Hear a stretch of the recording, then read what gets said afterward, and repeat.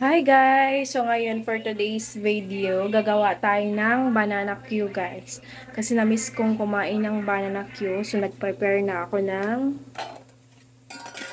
saging. May saging ako guys. Ano lang to siya? 2 for 6. 6 na peraso. So try natin luto nito.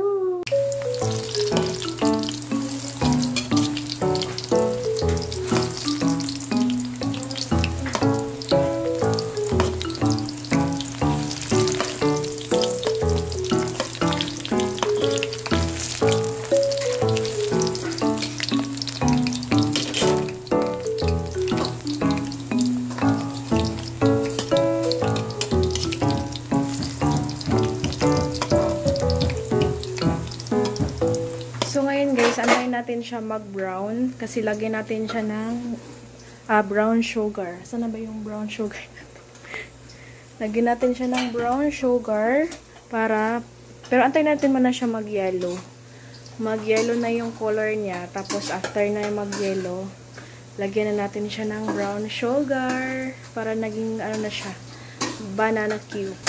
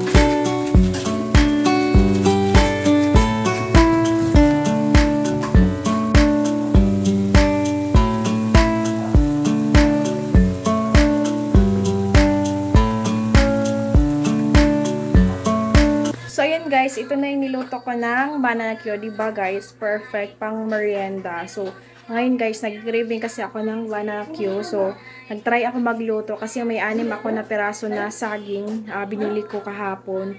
Lalagain ko sana. So, naisip kong gumawa na lang nito. So, delicious! Kain na tayo!